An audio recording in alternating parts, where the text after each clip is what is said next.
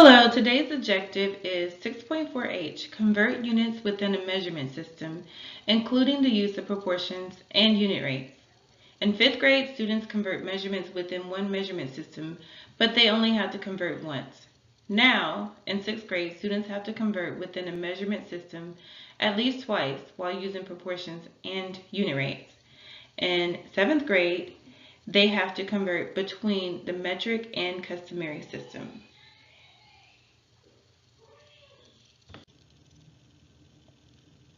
Good morning, class. Today we're going to focus on 6.4H, which is to convert units within a measurement system. You learned how to do this last year in 5th grade.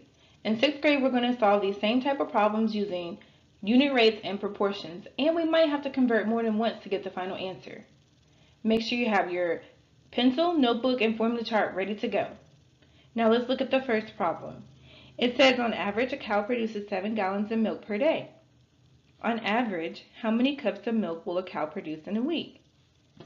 Now, I need to get that important information, so I'm going to give you 15 seconds to silently think to yourself about what's important in that problem that we need in order to solve it successfully.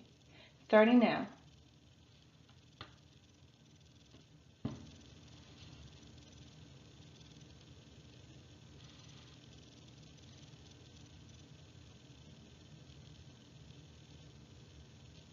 Okay, time's up. So now let me pull a popsicle stick. Okay, Brandon, what important information did you get out of that problem that we need to solve it successfully? Very good, that's correct. We know that the cow produces 7 gallons of milk in a day. And to answer the question, we have to figure out how many cups will the cow produce in a week. Now, we know that we are starting with gallons and we have to go to cups. If you look at your formula chart, it does not tell you how many cups are in a gallon. So what I'm going to do is make a table, where our first category for our table is labels.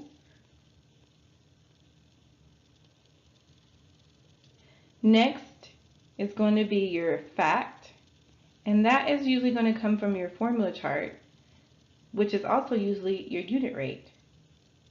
And for the process, we are only going to multiply or divide to get to the last category, which is your answer or the information from the problem. Now we know we are starting with gallons, and the formula chart only gives us quarts. So that's our other part of our ratio. We're going to compare gallons and quarts together. And from the formula chart, I can see that 1 gallon is equal to 4 quarts. Then I look back at the problem. What do I know from the problem? I know that I have 7 gallons. Well, what process did I use to get from 1 to 7? Or what process could I use, actually? I could multiply by 7, right? Because 1 times 7 equals 7. Well, if I multiply by 7 for the gallons, what would I need to do to the quarts to make it move at the same rate proportionally? I'm going to pull another popsicle stick. Okay, Linda, what would I do? Very good, that is correct. I'm going to also multiply my quarts by 7. And 4 times 7 is 28. So now I know that I have 28 quarts. But that still answered the question from the problem. Do I know how many cups that the cow will produce in a week? No, I do not. So what can I do next? I'm going to give you 30 seconds to talk with your group and tell me, or see if you can come up with the next step to solve this problem. Starting now.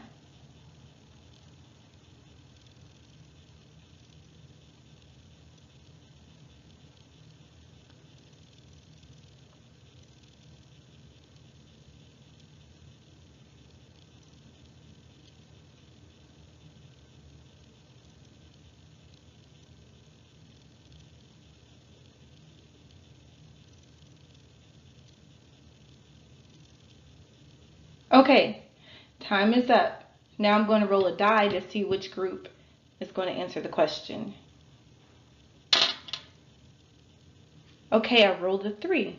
Group 3, can you tell me what I need to do in order to get closer to cups? Wow, y'all are picking this up pretty fast. Yes, I can make another table and I can go from quarts to pints, because on the formula chart I can get the unit rate of how many pints are in 1 quart. Very good. So now move down on your paper. I'm going to move over to the next slide and we're going to make a second table. From our first table, we know that we have 28 quarts, and that 28 quarts is equivalent to 7 gallons of milk. Now we're going to make another table to get closer to cups.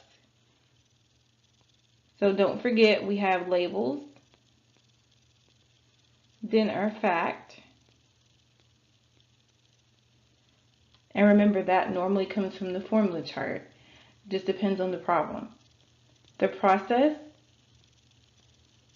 which the only operations that we're going to use is multiplication or division, and the answer, or what we know from the problem. And remember, we already know the quarts. We're continuing from there. And according to the formula chart, we can find the unit rate of quarts to pints. So we're going to compare quarts and pints. From the formula chart, I can see that my fact, or my unit rate, is going to be 1 quart contains 2 pints. And from my previous table, I know from the problem that I have 28 quarts. So how did I get from 1 to 28? Now that I know 1 quart contains 2 pints, I can look at the process of each line. So 1 times 28 is equal to 28. And remember, these are two things we're comparing, which is the ratio, and they have to move at the same scale factor, the same rate. So if I multiply 1 times 28 at the top, I have to multiply 2 times 28 at the bottom. And remember, 2 times 28 is going to give me 56. So now I know that I started with 7 gallons of milk, which is equivalent to 28 quarts, which is equivalent to 56 pints. But I still don't know the cups. What do I need to do to figure out how many cups I need? I'm going to have to make one last table, because if I look at my formula chart, I can go from pints to cups, and that should give me my final answer.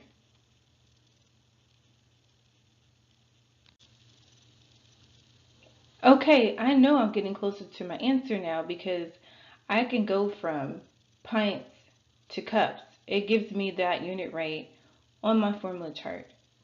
I'm going to go ahead and make another proportion table. I have labels,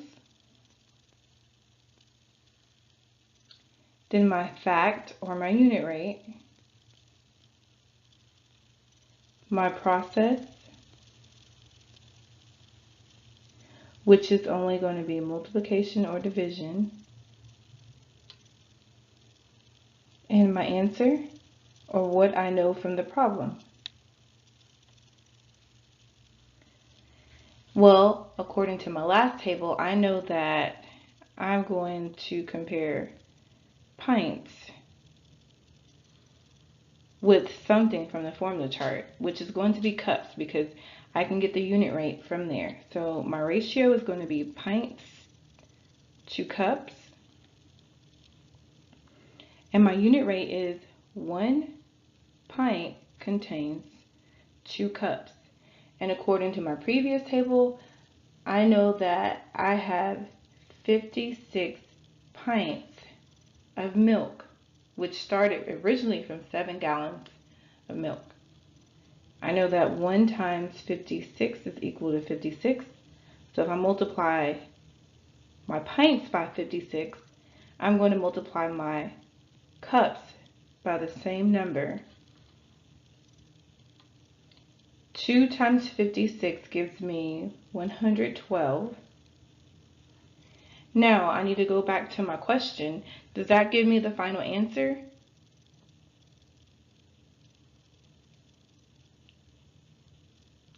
I'm going to pull another popsicle stick.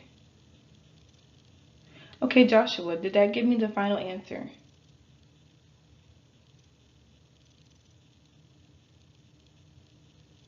You sure? Joshua says yes. Does anyone disagree with him? Okay, Mariella, can you tell me why this is not the final answer? Yes, remember I tell you to always go back to the question and make sure you answered it. So if we look, the question says, how many cups of milk will a cow produce in a week? Well, the information told us how many gallons he made in a day. So now we know that 7 gallons of milk is equivalent to 112 cups of milk. But that's just one day. So the next thing we need to do is take 112 and multiply that by 7 because there are 7 days in a week. So 112 times 7. 7 times 2 is 14. Carry my 1. 7 times 1 is 7 plus 1, which is 8. And then 7 times 1 is 7.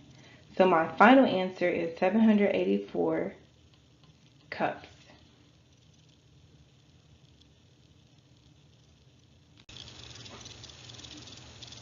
Let's discuss what we just did. I had to solve a problem that required me to convert gallons into cups. The formula chart did not tell me how many cups were in a gallon, so what process did I use?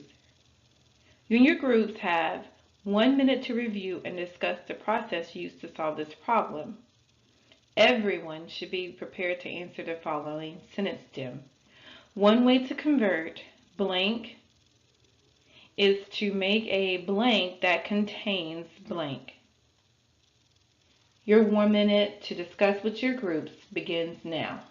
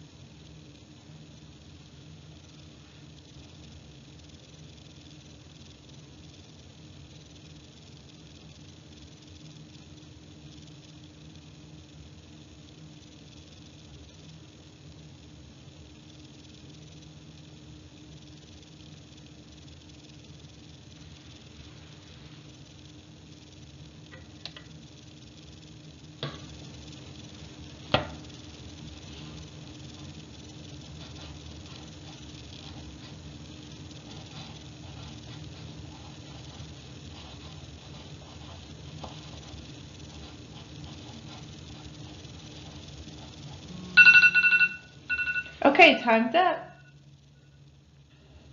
So I'm going to roll the die again to see which group I'm going to choose.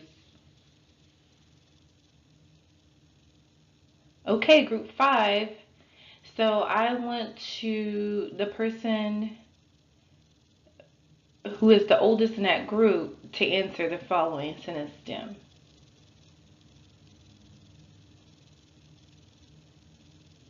Okay. She said one way to convert gallons into cups is to make a table that contains the numbers. Okay, I like the beginning part, but I think the end of your sentence stem could be a little more detailed. Did anybody come up with something different in that group, or wanted to use a different sentence, a different meaning at the end? Okay. Very good. One way to convert gallons into cups is to make a table that contains unit rates. Very good. Good job.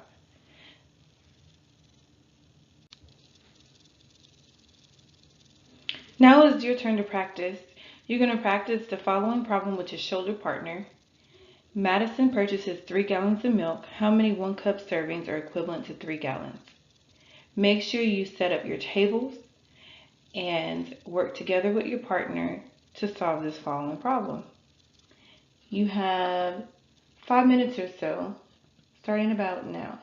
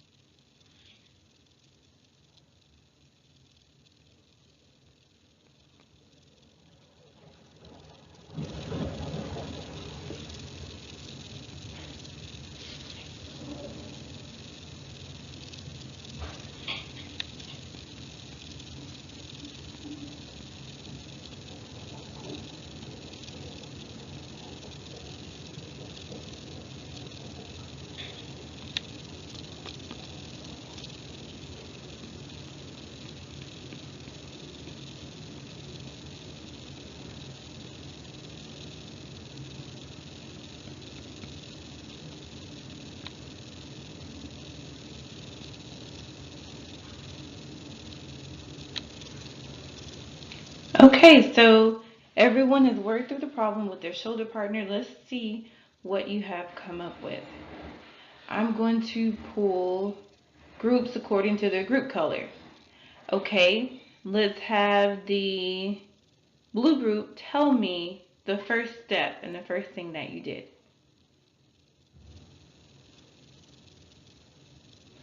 Okay, very good. You made a table with labels, facts, process, and answer.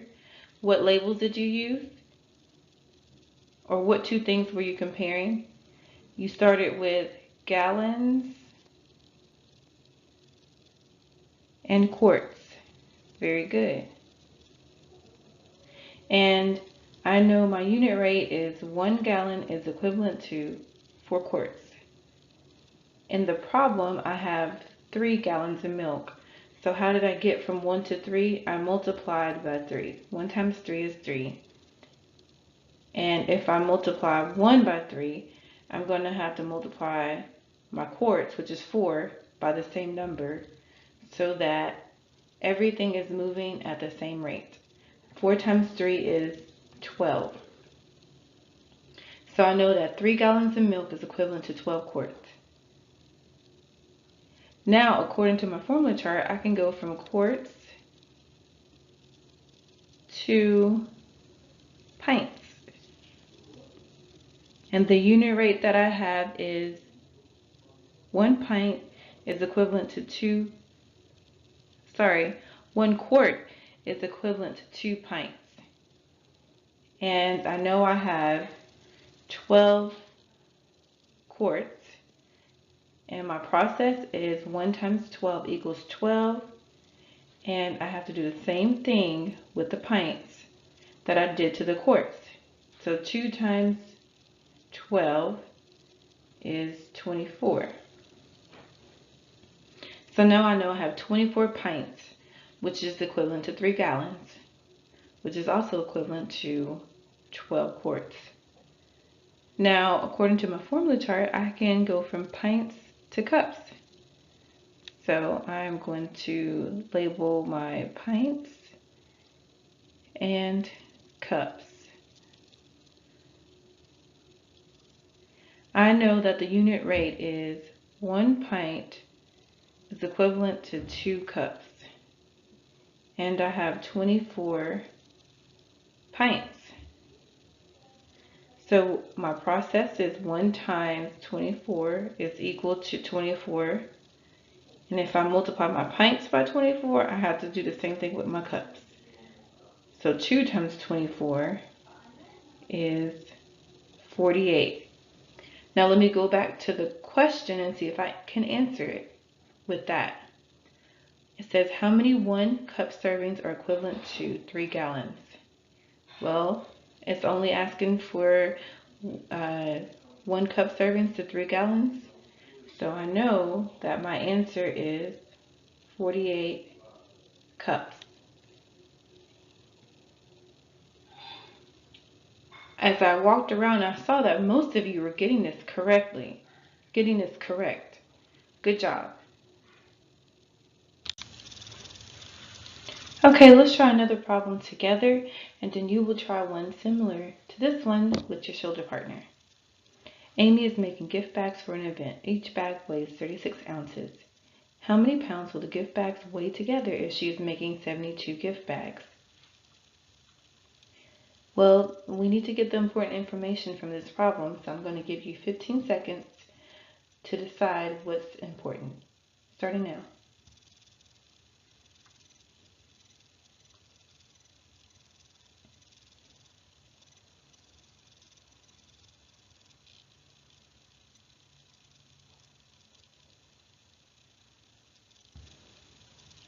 Okay, time's up. So now let me pull a popsicle stick, and Crystal, tell me the important information that you got out of this problem.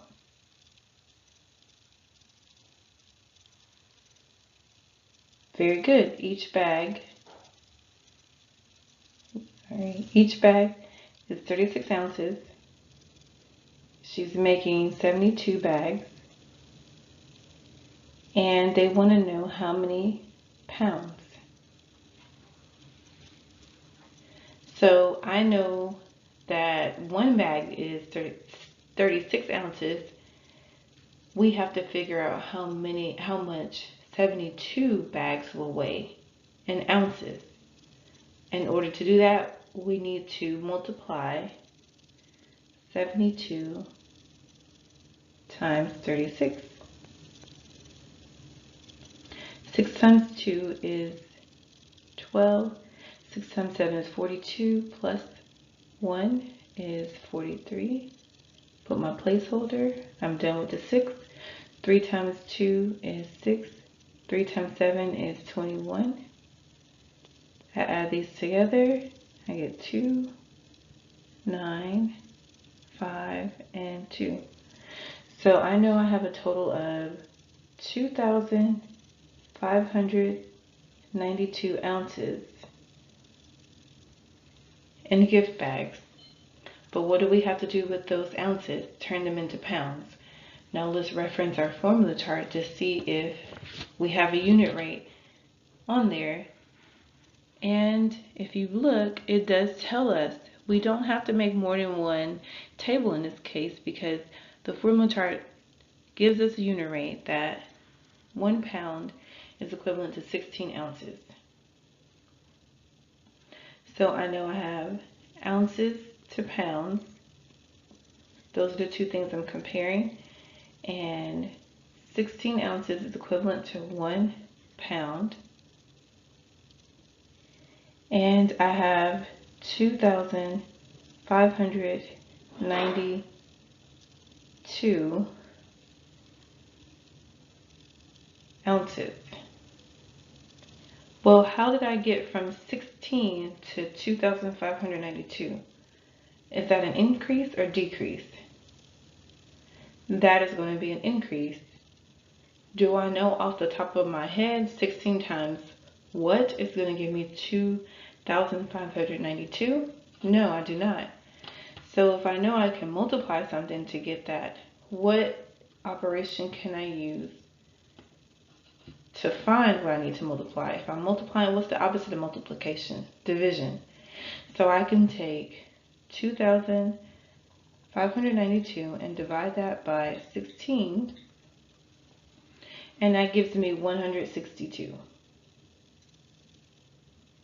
So I know that 16 times 162 is 2,592.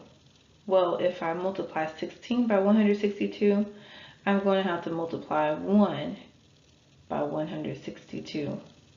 And 1 times 162 is 162. And we went from ounces to pounds.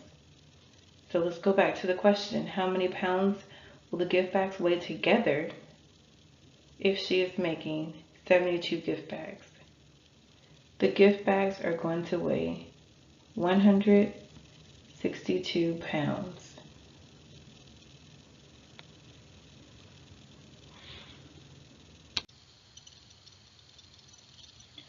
Okay, I want to point something out to you with that exact same problem that we just did together. I want to show you how, even though we use the table, you can do the exact same thing. The table is a proportion.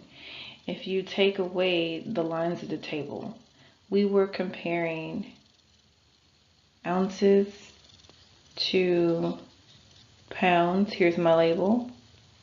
Now I'm going to set up a proportion exactly as what we did in the table. You can see here our unit rate would be 16 ounces to 1 pound.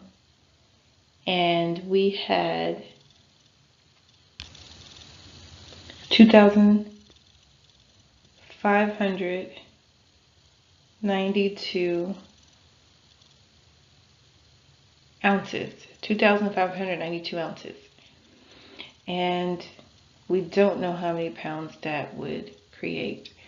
This is the same thing that we did in the table here. If you look, we had ounces and pounds. We still had 16 and 1. And we have 2,592. And when we filled out before we completed the table, we didn't know how many pounds that would be. The only difference between a table that we created and a proportion is that you can see the process. Instead of trying to figure it out here, I just give you a column so you can figure out. I'm going to multiply this by 162, and I have to do the same thing here to get 162 pounds. And if you look back up at the proportion here, it's the exact same thing as the table. All we did was just take out the process and you take out the lines. Here's the same proportion that we have. You just have to understand that you're either going to multiply or divide to figure out what you're missing or your unknown, your X, your variable is.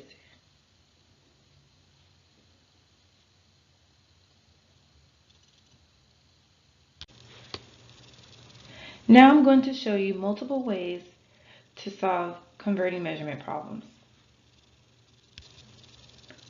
If you have students that are more pictorial, you can show them with an actual picture representation of the problem. Here's our sample problem. On a hot day, you might drink 5 pints of water. How many cups of water will you drink? Well, the students can get from their formula chart that 1 pint is equal to 2 cups. If that's too abstract or they don't understand, you can show them with the actual picture in the table that I've created here. They can see that 1 pint can fit inside of it 2 cups. And they can also count that they have 1, 2, 3, 4, 5 pints, and then they can count the actual cups and see how many that is equivalent to. 1, 2, 3, 4, 5, 6, 7, 8, 9, 10. So they would know the answer is 10 cups.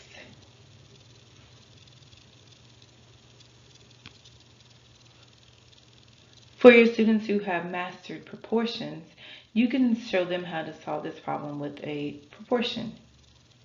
They will set up their ratio, which is pints to cups, set up their proportion, and from the formula chart again, they can get that their unit rate, 1 pint is equal to 2 cups. And from the problem, they will see that they have 5 pints, and they're missing the amount of cups that is equivalent to.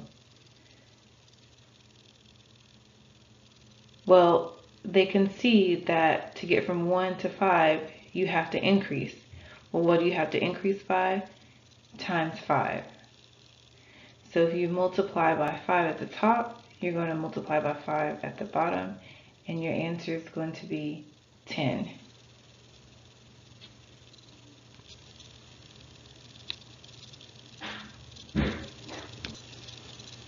And one more way you can show students is to use a double number line. Students who are great with number lines, you can have pints, cups,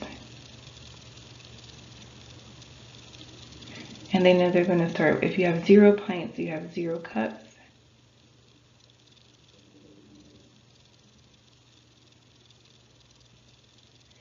And 1 pint has 2 cups. 2 pints has 4.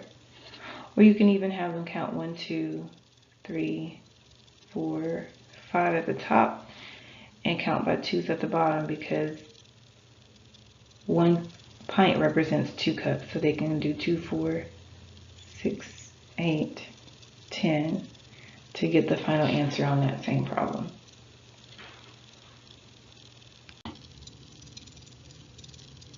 Here are 2 sample problems and a concept question that I will use for an exit ticket for this lesson. The first problem with the Donuts for Dad requires multiple conversions, and the second problem only requires the students to convert once. If they can answer both of these, I know they mastered the whole concept. The one about the recycling center, that lets me know if they mastered the 5th grade concept, because they only have to convert once. And the concept question, why is it important that the numerator and denominator increase or decrease at the same rate, lets me know if they understand what's going on, if they understand that they are making equivalent fractions, really, that proportions are equivalent fractions. I will have the students show their work on paper and put their answers in Schoology. You can instantly see which students need help once they submit it inside of Schoology. And if they submitted the wrong answer in Schoology, you can pull their work or their paper and form the small groups according to where they're getting lost in the process.